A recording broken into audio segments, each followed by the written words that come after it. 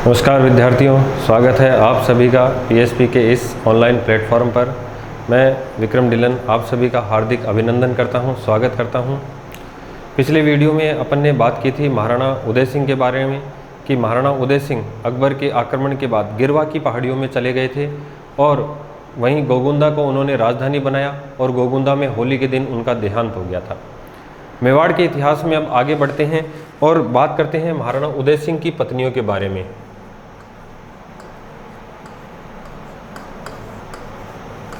देखिए, उदय सिंह 1537 से 72 तक शासक रहे हैं। उदय सिंह की दो पत्नियां थी। एक तो थी धीरबाई, जिसे कहा जाता है भटियाणी। एक तो थी धीरबाई, जिसे कहा जाता है रानी भटियाणी, और एक रानी का नाम था जयवंता बाई।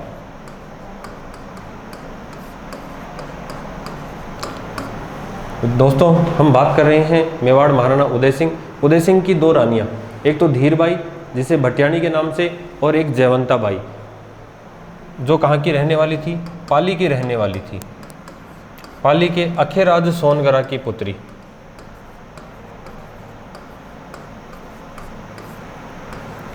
पाली के अखेराज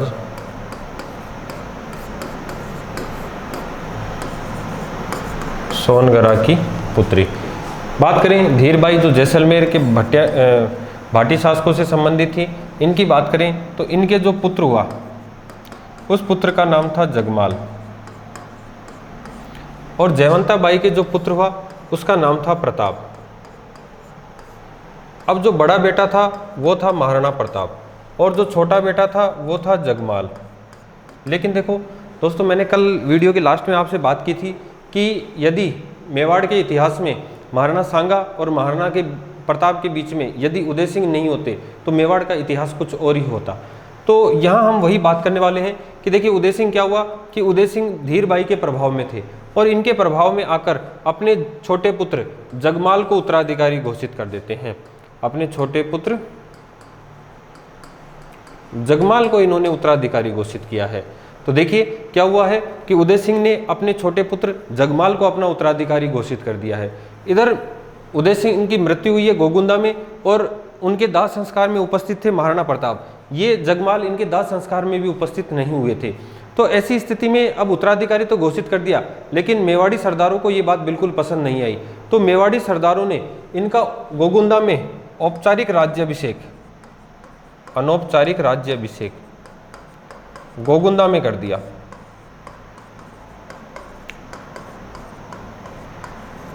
अनौपचारिक राज्याभिषेक गोगुंदा में किया। देखिए कि उत्तराधिकारी घोषित किया है जगमाल को, लेकिन अन्य सरदार चाहते हैं कि शासक बने बड़ा पुत्र प्रताप, तो इसलिए महाराणा प्रताप का जो अनौपचारिक राज्याभिषेक है वो गोगुंदा में ही कर दिया गया है। और जगमाल को गद्दी से हटाकर आंधी और जहाजपुर की जागीरें प्रदान की गई। आंधी और जहाजपुर की जागीर प्रदान की गई। इस बात से नाराज हो गए जगमाल और नाराज जगमाल अकबर की शरण में चला गया। नाराज होकर अकबर की शरण में चला गया। नाराज होकर अकबर की शरण में चले गए। ध्यान रखना विद्यार्थियों, क्या बात कर रहे हैं हम कि जगमाल को उत्तराधिकारी घोषित किया था, लेकिन अन्य सरदारों ने महाराणा प्रताप को शासक बनाया है। इससे जगमाल नाराज हो जाता, जगमाल को वहीं आंधी और जहाजपुर की जागीर दी जाती है, लेकिन ये नाराज होकर अकबर की शरण में चले जाते हैं और इधर महाराणा प्रताप मेवाड़ के शासक बनते हैं। ये जगमाल की अगर हम बात करें तो अकबर द्वारा जगमाल को 1583 दंतानी के मैदान में भेजा गया, और ये दंतानी का मैदान पड़ता है सिरोही में, और यहीं पर ये जगमाल लड़ता हुआ मारा गया।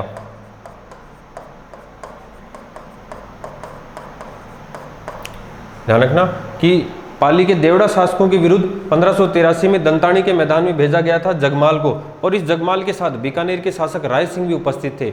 लेकिन यहाँ पर जगमाल क्या होता है, मारा जाता है। राय सिंह फिर बाद में आते हैं, जगमाल मारा जाता है और फिर राय सिंह इसके साथ युद्ध करते हैं। तो 1583 दंतानी के मैदान में भेजा किसने, अकबर ने, और यहीं जगमाल मारा जाता है और महाराणा प्रताप का अनौपचारिक राज्याभिषेक हो जाता है गोगुंदा में। यहाँ हम एक बात और करेंगे कि इसको राजमहलों की क्रांति कहा जाता है। राजमहलों की क्रांति, तो इस शब्द का प्रयोग किसके लिए किया गया है, राजमहलों की जो क्रांति शब्द है वो प्रताप द्वारा जगमाल को गद्दी से हटाए जाने के कारण जो घटना हुई है इसे राजमहलों की क्रांति कहा गया है। ये क्वेश्चन भी पूछा गया है कि राजमहलों की क्रांति क्या है, तो राजमहलों की क्रांति जो महाराणा प्रताप द्वारा जगमाल को गद्दी से हटाया गया है, ये घटना क्या कहलाई है, ये राजमहलों की क्रांति कहलाई है। तो आगे बात करते हैं हम महाराणा प्रताप। महाराणा प्रताप, देखिए महाराणा प्रताप राजस्थान के इतिहास में महत्वपूर्ण स्थान है। इनके बिना हम यूँ कह सकते हैं कि राजस्थान का इतिहास अधूरा है। मेवाड़ शिरोमणि, वीर शिरोमणि, मेवाड़ केसरी महाराणा प्रताप, जिनके बिना राजस्थान का इतिहास अधूरा है, जिनकी वीरता के चर्चे पूरे विश्व में हैं। यहाँ तक कि हम बात करें कि वियतनाम के जो शासक भारत आए थे तो उन्होंने भी महाराणा प्रताप की समाधि पर जो उनकी मिट्टी है वो अपने देश लेकर गए थे। तो महाराणा प्रताप के विषय में अपन चर्चा करें कि वीर शिरोमणि महाराणा प्रताप, तो इनके बारे में हम जानते हैं कि इनका जन्म, महाराणा प्रताप की यदि जन्म की चर्चा करें तो इनका जन्म हुआ था 9 मई 1540 ईस्वी में। 9 मई 1540 ईस्वी को महाराणा प्रताप का जन्म हुआ है। और अगर विक्रम संवत पूछे, यदि विक्रम संवत पूछता है तो विक्रम संवत आता है 1597, विक्रम संवत आता है 1500। और यदि तिथि पूछ ले तो तिथि की बात करते हैं ज्येष्ठ शुक्ल तृतीया, ज्येष्ठ शुक्ल तृतीया को। इस दिन ध्यान रखना हल्दी घाटी में प्रताप की जयंती मनाई जाती है।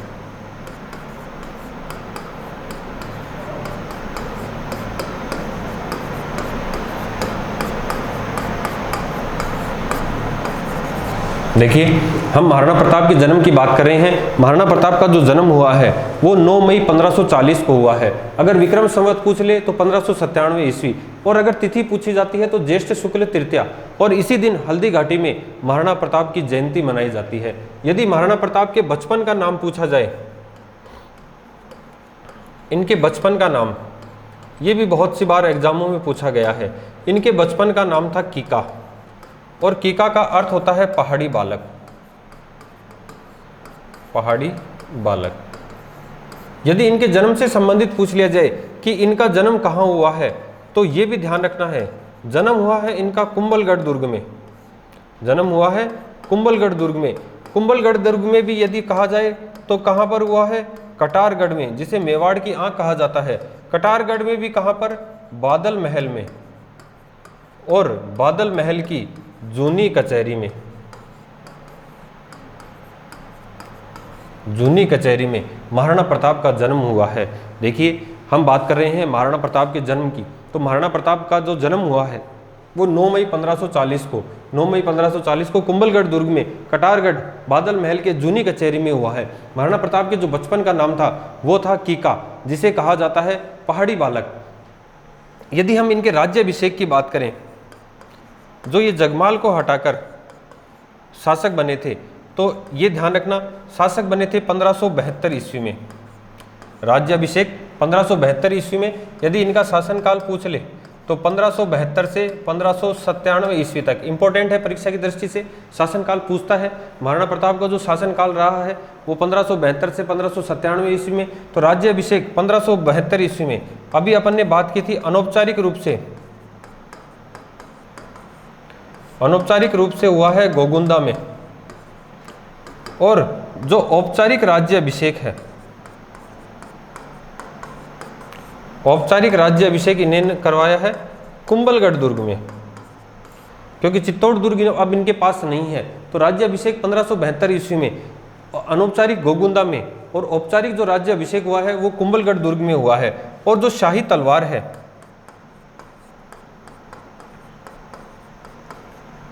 ये शाही तलवार कृष्णदास चूड़ावत द्वारा बांधी गई है।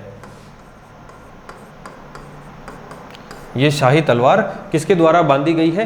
कृष्णदास चूड़ावत के द्वारा बांधी गई है। नेक्स्ट, हम अगर जीवन के अंतिम वर्षों की बात करें, महाराणा प्रताप के मृत्यु से संबंधित बात करें, तो महाराणा प्रताप की जो मृत्यु है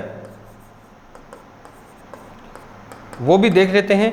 वो हुई है 19 जनवरी 1597 ईस्वी में। 19 जनवरी 1597 ईस्वी में कहाँ पर हुई है? राजधानी चावंड में हुई है। इस समय राजधानी क्या थी? चावंड थी। राजधानी चावंड में हुई है। देखिए, राज्याभिषेक गोगुंदा में और औपचारिक जो राज्याभिषेक है वो कुंभलगढ़ दुर्ग में हुआ है। अगर इनकी मृत्यु की बात करें तो मृत्यु 19 जनवरी 1597 में। इस समय जो राजधानी थी वो राजधानी थी चावंड। चावंड में इनका देहांत हो गया है। चावंड में इनका देहांत हो गया है। और इनका जो दाह संस्कार है,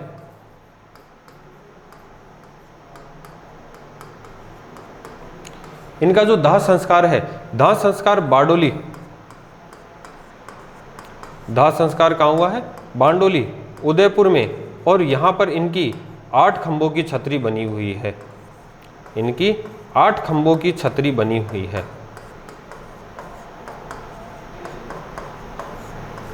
8 खंभों की छतरी बनी हुई है।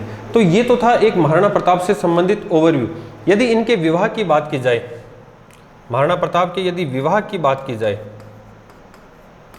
या हम बात करते हैं नेक्स्ट पेज पर कि महाराणा प्रताप के पिता का नाम था उदय सिंह। इनकी जो माता थी, माता का क्या नाम था? जयवंता बाई। ये पाली के अखेराज सोनगरा की पुत्री थी।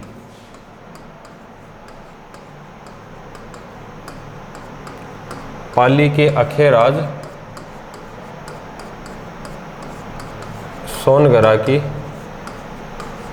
पुत्री थी। ध्यान रखना कि पिता उदय सिंह है, माता जयवंता बाई है, जो पाली के अखेराज सोनगरा की पुत्री थी। यदि महाराणा प्रताप के विवाह की बात करें, विवाह हुआ था 17 वर्ष की आयु में 1557 ईस्वी में। किसके साथ हुआ था? अजब दे पंवार। अजब दे पंवार जो ग्वालियर के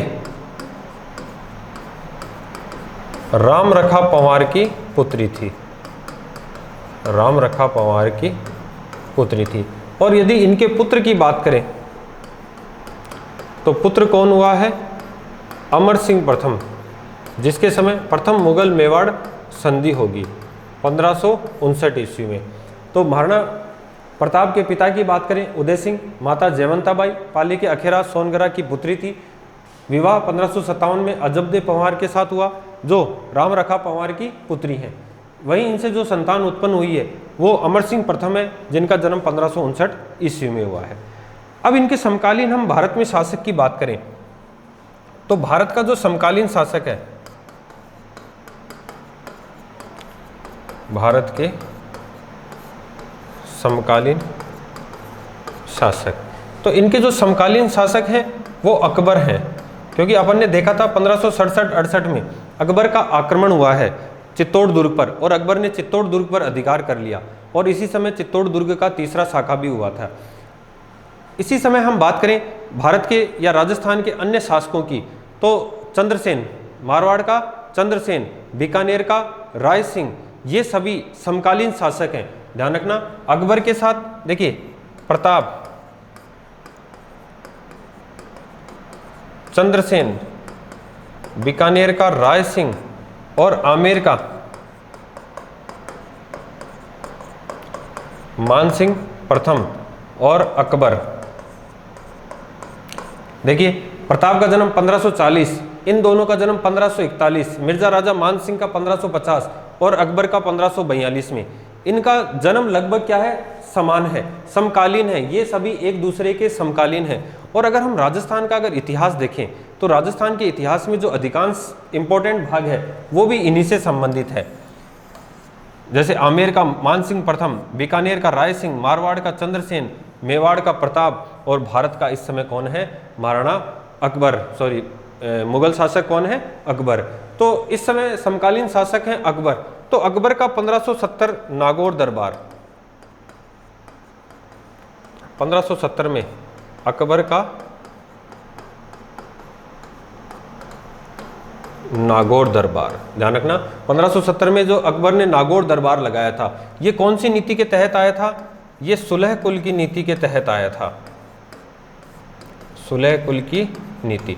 और सुलह कुल की नीति के तहत ये जा रहा था अजमेर। अजमेर में ख्वाजा मोइनुद्दीन चिश्ती की दरगाह की जियारत करने जा रहे थे अकबर। और अकबर द्वारा इस समय एक नीति अपनाई गई सुलह कुल की नीति, कि इसमें पूरे राजस्थान के राजाओं को दो भागों में बांट के रख दिया, कि एक तो जिन्होंने अकबर की अधीनता स्वीकार कर ली और एक जिन्होंने अकबर की अधीनता स्वीकार नहीं की।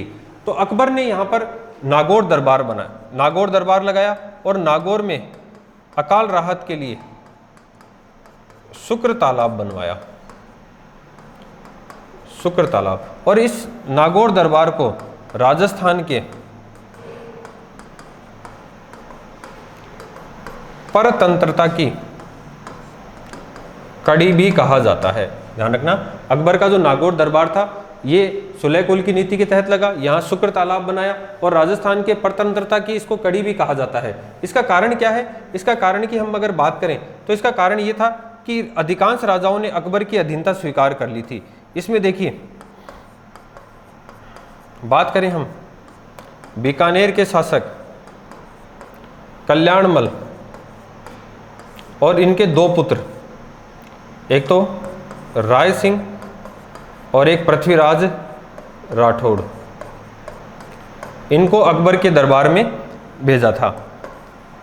इन्होंने अकबर की अधीनता स्वीकार की। जैसलमेर का हरराय भाटी और हाड़ौती का या बूंदी की हम बात करें, हाड़ौती में कौन से क्षेत्र की? बूंदी की अगर हम बात करें तो वहाँ के शासक थे सुरजनहाड़ा। वहाँ के शासक कौन थे? सुरजनहाड़ा। तो देखिए, राजस्थान के अधिकांश, मारवाड़ के शासक थे उदय सिंह, मारवाड़ के शासक मोटा राजा उदय सिंह। तो नागौर दरबार में बीकानेर के कल्याणमल और अपने दो पुत्र राय सिंह और किसको लेकर? पृथ्वीराज को लेकर पहुंचे। जैसलमेर के शासक हरराय भाटी, बूंदी के शासक सुरजनहाड़ा, इन्होंने अकबर की अधीनता स्वीकार कर ली। देखिए, इस दरबार में चंद्रसेन भी गया था, लेकिन जब चंद्रसेन ने देखा कि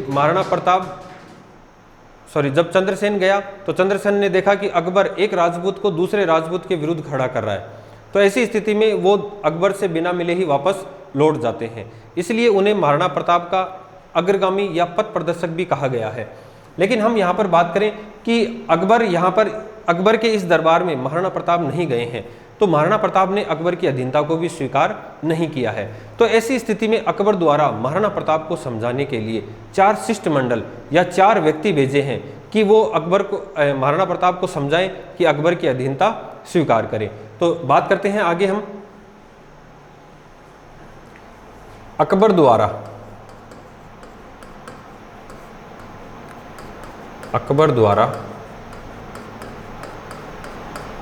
महाराणा प्रताप को समझाने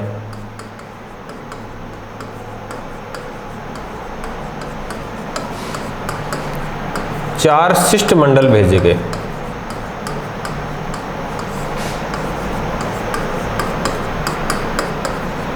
देखिए, इंपॉर्टेंट है कि महाराणा प्रताप को समझाने कितने शिष्टमंडल भेजे गए? 4 शिष्टमंडल भेजे गए। लेकिन ये चारों ही, ध्यान रखना, असफल रहे। लेकिन क्या है? चारों मंडल क्या रहे? चारों शिष्टमंडल असफल रहे, यानी कि असफल रहे। ये चारों क्या थे कि प्रताप को समझाने गए थे कि आप अकबर की अधीनता स्वीकार कर लो, लेकिन महाराणा प्रताप द्वारा अकबर की अधीनता को स्वीकार करने से मना कर दिया। तो ऐसी स्थिति में ये चारों शिष्टमंडल असफल रहे। बात करें हम कि पहले शिष्टमंडल में कौन गया, तो ध्यान रखना, जलाल खां कोची,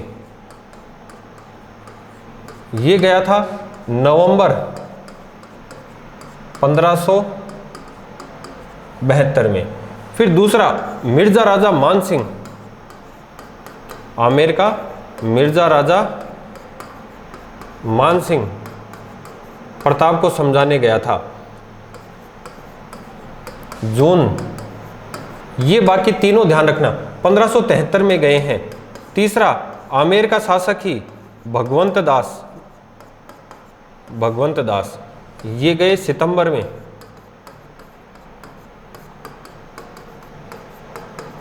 और वहीं हम बात करें टोडरमल,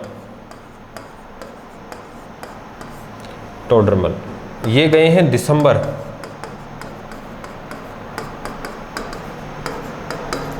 दिसंबर 1573 में। तो अगर इसको हम एक शॉर्ट ट्रिक के रूप में बात करें, JMBT इनका क्रम पूछता है, ध्यान रखना। महाराणा प्रताप को बंदी बनाने के लिए अकबर द्वारा जो शिष्टमंडल भेजे गए थे, इन शिष्टमंडलों का क्रम पूछता है। तो JMBT जलाल का, मानसिंह, भगवंत दास और टोडरमल, ये अकबर द्वारा 4 शिष्टमंडल भेजे गए थे महाराणा प्रताप को समझाने के लिए। लेकिन महाराणा प्रताप को समझाने में ये चारों ही असफल रहे। और जब चारों ही असफल रहे तो युद्ध के माध्यम से महाराणा प्रताप को बंदी बनाने की योजना बनाई गई। यहाँ एक बात का और ध्यान रखना है कि जब मिर्जा राजा मानसिंह मिलने जाते हैं महाराणा प्रताप से, तो महाराणा प्रताप को अधीनता की बात कहते हैं। महाराणा प्रताप इनको शाम को भोज पर इनवाइट करते हैं उदय सागर झील के किनारे। तो कहा जाता है कि उस भोज में महाराणा प्रताप स्वयं नहीं आए थे और अपने पुत्र अमर सिंह को भेजा था। जब मानसिंह द्वारा पूछा गया कि आपके पिता कहाँ हैं, तो उन्होंने कहा कि पिता इस भोज में नहीं आए हैं। ऐसी स्थिति में मानसिंह ने इसे अपना अपमान समझा और वहाँ से निकल गए और सीधे अकबर के पास पहुँचे और कहा कि आप मुझे एक मौका दीजिए जिससे मैं प्रताप को तलवार के माध्यम से या तलवार के दम पर बंदी बनाकर दिखाऊंगा। तब ऐसी स्थिति में महाराणा प्रताप को युद्ध के माध्यम से बंदी बनाने की योजना बनाई गई। तो साथियों, इस वीडियो में हम इतना ही देखेंगे। नेक्स्ट वीडियो में हम महाराणा प्रताप से संबंधित हल्दीघाटी के युद्ध की चर्चा करेंगे। उम्मीद करता हूँ आपको वीडियो समझ में आया होगा। धन्यवाद।